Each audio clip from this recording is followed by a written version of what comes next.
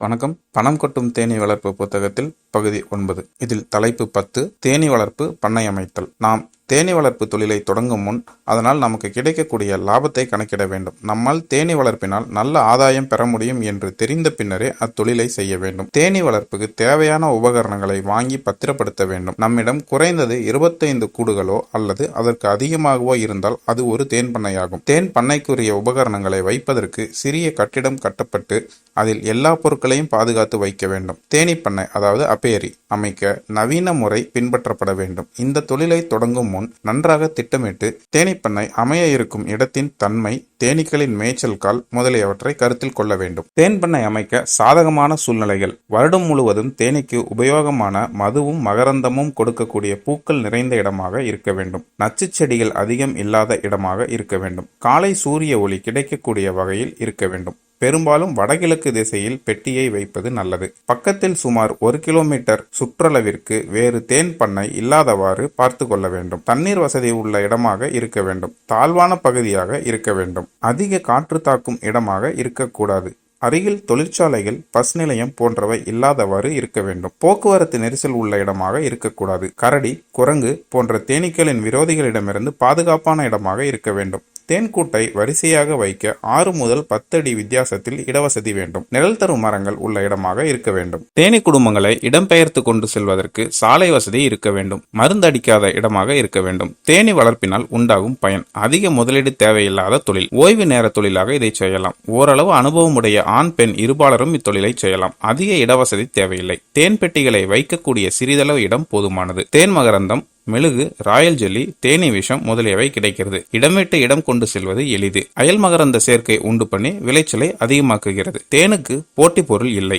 தேனீக்களிடமிருந்து சுறுசுறுப்பு, சுத்தம், சேமிப்பு போன்ற நல்ல பழக்க வழக்கங்களை தெரிந்து கொள்ளலாம். தேனீ வளர்ப்பு துவங்க உகந்த காலம்: தேனீ வளர்ப்பு பண்ணையை தூங்குவதற்கு இளவேநீர் காலமே ஏற்புடையது. மார்ச், ஏப்ரல் கோடை மாதங்களில் தேன் அதிகம் கிடைக்கும் காலமாதலால் பிப்ரவரி மாதம் பனியினை துவங்குதல் நல்லது. 2ஆம் நிலையில் விற்கப்படும் தேன் பெட்டியை ஆண்டின் எந்த நாட்களிலும் வாங்கலாம். புதிதாகவும் தேன் பெட்டிகளை தயாரிக்கலாம். தேனீக்கள் கிடைக்க பெறுதல்: தேனீ பண்ணை அமைக்க உகந்த தேனீ இந்திய தேனீ ஏபிஸ் இண்டிகா மற்றும் இத்தாலியன் தேனீ ஏபிஸ் மெல்லிஃபெரா ஆகும். இந்த தேனீ கூட்டத்தை பெறுவதற்கு பல விதிமுறைகள் உள்ளன. தேன் பண்ணை வைத்திருப்பவரிடம் உள்ள கூடுகளில் புது காலனி ஏற்படுத்தி பெறலாம். தேனீ கூட்டில் இருந்து மொய்த்திரல் செல்லும் காலத்தில் அவற்றை பிரித்து வளர்க்கலாம். மரபொந்து, கட்டிடங்கள், கல்குழிகள் போன்ற இடங்களில் கூடு கட்டியிருக்கும் தேனீ கூட்டத்தை பிடித்து வளர்க்கலாம். தேனீக்கள் தொகுதியை அதிக அளவில் பெற கீழ்காணும் முகவரிக்கு தொடர்பு கொள்ளலாம். தேனீ வளர்ப்பு கூட்டுறவு சங்கம், மார்த்தாண்டம், கன்னியாகுமரி மாவட்டம். YMCA தேனீ வளர்ப்போர் சங்கம், மார்த்தாண்டம், கன்னியாகுமரி மாவட்டம். இயற்கை தேன், ஜெயக்குமார், தலவாய்புரம்,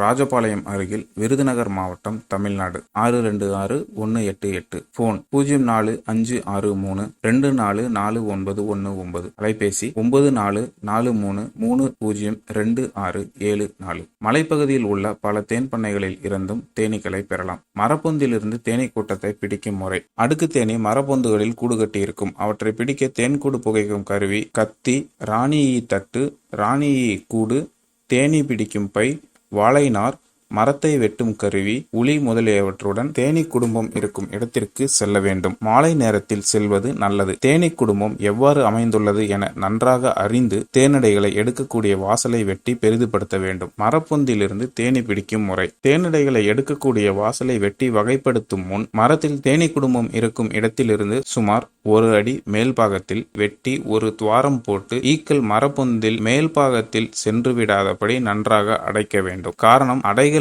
எடுக்க வாசலை வெட்டி விரிவுபடுத்தும் போது வெட்டப்படும் அதிர்ச்சியில் தேனீக்கள் பொந்தில் மேல்பாகம் சென்றுவிடும். ஈக்களை பிடிக்க முடியாத சூழ்நிலை ஏற்பட்டுவிடும். பிறகு வாசலை வெட்டி விரிவுபடுத்தி தேனடைகளையும் குஞ்சடைகளையும் சேதமில்லாமல் எடுத்து குஞ்சரை சட்டத்தில் வைத்து அடையில் மேல்பாகம் சட்டத்தின் மேல்பாகத்தில் வரும்படி வாழைநாரால் கட்ட வேண்டும். பிறகு பொந்திலிருந்து தேனீக்களை கையால் தேன்கூட்டில் அள்ளிவிட வேண்டும். தேனீக்களை கையினால் அள்ளிவிடும் போது பெரும்பாலும் அள்ளி விடுகிற தேனீக்களுடன் ராணியையும் வந்துவிடும். எல்லா ஈக்களும் கூட்டினுள் வந்த பிறகு ராணி வெளியேறாமல் ராணி தடுப்பு தகடு தேன் பெட்டியின் வாசலில் போட்டு வைப்பது நல்லது. ராணி தடுப்பு தகடு போடும்போது கூட்டில் சற்று காற்றோட்டம் கிடைக்கக்கூடிய அளவில் சின்ன ஈக்கிற்குச்சியால் சின்ன இடைவெளி அமைத்துக் கொள்வது நல்லது. காரணம், ஆண் ஈக்கள் ராணி தடுப்பு தகடுகள் மூலம் உள்ளே செல்லவோ உள்ளிருந்து வெளியேறவோ முயற்சிக்கும் போது உள்ளே காற்றோட்டம் தடைப்பட்டு ஈக்கள் இறந்துவிட வாய்ப்புண்டு. இவ்வாறு இயற்கை சூழலில் இருந்து தேனீக்களை பிடிக்கும்போது முதலில் ராணி தேனீ இருப்பிடத்தை கண்டுபிடிக்க முயற்சி செய்ய வேண்டும். இப்படி ராணி தேனியை கண்டுபிடித்தால் அதை தனியாக எடுத்து கவனமாக கையாண்டு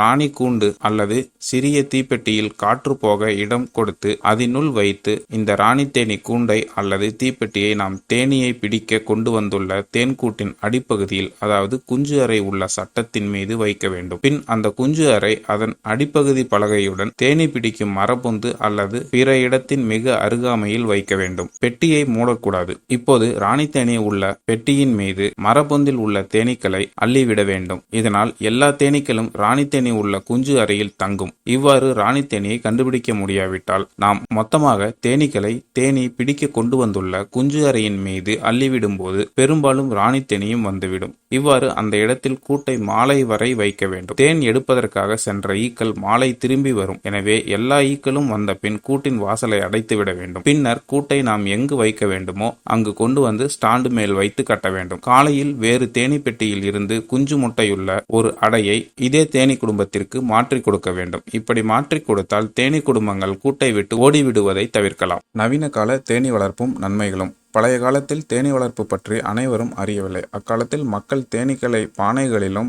மரங்களிலும் வைத்து வளர்த்து வந்தனர். அவர்கள் தேனீ வளர்ப்பு தொழிலை திறம்பட நடத்த தொழில் நுணுக்கங்களை அறியவில்லை. அவர்கள் தேனை எடுக்கும்போது அடைகளை எடுத்து அப்படியே பிழிந்து தேன் எடுத்தனர். அதனால் அடிக்கடி தேன் எடுப்பது கடினமாகும். தேனீக்கள் 15 கிலோ தேன் சாப்பிட்டால் தான் 1 கிலோ மெழுகு தேனீக்களால் உற்பத்தி பண்ண முடியும். எனவே அடைகளை பிழிந்து விட்டால் அவை அடைகள் கட்டுவதிலேயே நீண்ட நாட்களை செலவழித்துவிடும். வறட்சி காலங்களில் தேனீக்களுக்கு உணவு கொடுக்கும் பழக்கம் இல்லாமல் இருந்தது. தேனீக்கள் பிரிந்து செல்லும் காலத்தை அறிந்து அதனை கட்டுப்படுத்த தெரியாமல் இருந்தார்கள். இக்காரணங்களால் தேன் அதிக அளவில் கிடைக்காது. ஆனால் நவீன கால தேனீ வளர்ப்பில் இந்தவித குறைகள் நிவர்த்தி செய்யப்பட்டுள்ளன. தேன் எடுக்க தேன் பிரிப்பான் உபயோகிப்பதன் மூலம் அடைகள் சேதமடையாமல் தேன் எடுக்க முடிகிறது. அதாவது ஹனி எக்ஸ்ட்ராக்டர். மொய்த்திரல் காலத்தை அறிந்து அதை கட்டுப்படுத்தி அதிகமாக தேன் எடுக்கலாம் அல்லது தேனீக்களை பிரித்து வைத்து அதிக குடும்பங்களை பெற முடிகிறது. கூட்டை விட்டு ஓடிவிடும் காலத்தை கண்டு உணவு கொடுக்கலாம். இதன் மூலம் தேனீக்கள் ஓடிவிடுவதை தடுக்கலாம். தேனீக்களை வளர்க்க கூடுகள் செய்யப்பட்டு அதில் வளர்ப்பதால் இடம் விட்டு இடம் கொண்டு செல்ல முடிகிறது. இவ்வாறு இடப்பெயர்ச்சி செய்வதன் மூலம் மகரந்த சேர்க்கையை அதிகரிக்கலாம். அத்துடன் அதிகப்படியான தேனும் வருஷம் முழுவதும் கிடைக்கக்கூடிய வாய்ப்பும் ஏற்படுகிறது. நாம் நல்ல தரமான ராணியை கண்டறிந்து நல்ல சந்ததிகளை உற்பத்தி செய்ய முடிகிறது. நவீன கால தேனீ வளர்ப்பின் மூலம் தேன், தேன் மெழுகு, ராயல் ஜெல்லி, தேனீ விஷம் போன்றவற்றை முறைப்படி சேகரித்து பல மருந்துகளுக்கு பயன்படுத்த முடிகின்றது. தேனீ வளர்ப்பு நவீனமாக அபிவிருத்தி அடைந்ததின் மூலம் இதனை ஒரு தொழிலாக செய்ய முடிகிறது. தேனீ வளர்ப்பு தொழிலுக்கென அதிக முதலீடு தேவையில்லை. இத்தொழிலுக்கு சிறிய இடவசதி போதுமானது. இத்தொழிலை செய்வதால் நமக்கு தேன் அதிகம் கிடைக்கிறது. இவ்வாறு கிடைக்கும் தேனை தேனீக்கள் பூக்களில் இருந்து சேகரிக்கிறது. இதற்கென மூலப்பொருள் எதுவும் தேவையில்லை. தேனீக்கள் தேன் சேகரிப்பதன் மூலம் அயல் மகரந்த சேர்க்கை அதிகரிக்கின்றது. இதன் மூலம் விளைச்சல் அதிகரிக்கிறது. இவ்வாறு கிடைக்கும் தேனை தேனீக்களை தவிர மனிதனால் சேகரிக்க முடியாது. தேனீக்களுக்கென நாம் மரம், செடிகளை நட வேண்டியதில்லை. அவை தாமாகவே செடிகள், மரங்களில் உள்ள பூக்களில் இருந்து தேனை சேகரித்துக் கொள்ளும். தேனீ பண்ணைக்கு தேவையான தளவாட சாமான்கள். தேனீ பண்ணை அமைக்கும் முன் தேவையான தளவாட சாமான்கள் வாங்க வேண்டும். அவை தேனீ வளர்ப்பு பெட்டி, அது நியூட்டன் தேன்கூடு, தேனீ வளர்ப்பு பெட்டி வைக்கும் தாங்கிகள், புகைப்பான், தேன் அடை வெட்டும் கத்தி, ராணி கூண்டு, தேன் பிரிக்கும் கருவி, தேனீ கொட்டுவதில் இருந்து பாதுகாக்கும் முகவுரை, அடை அஸ்திவாரத்தட்டு, ராணி தேனீ தடுப்பு, ராணி தேனீ வாசல், தேனீ பிடிக்கும் வலை, கையுறை, தேனை சுத்தப்படுத்த பாத்திரம், வடிப்பான், தேன் சேமித்து வைக்க பீங்கான் பாட்டில்கள் அல்லது மெழுகு தடவிய நாகத்தகட்டால் ஆன தகர சேமிப்பு டப்பாக்கள். இதோட இந்த வீடியோ முடிஞ்சு. மறக்காம நம்ம சேனலை சப்ஸ்கிரைப் பண்ணுங்க. இந்த வீடியோவை முழுசா பார்த்து லைக் பண்ணுங்க. உங்க ஃப்ரெண்ட்ஸுக்கும் ஷேர் பண்ணுங்க. தேனீ பண்ணையை வைத்து தொழில் தொடங்கலாம்னு யோசனையில் இருக்கிறவங்களுக்கும் இதை அனுப்புனீங்கன்னா பயனுள்ளதாக இருக்கும். நன்றி, வணக்கம்.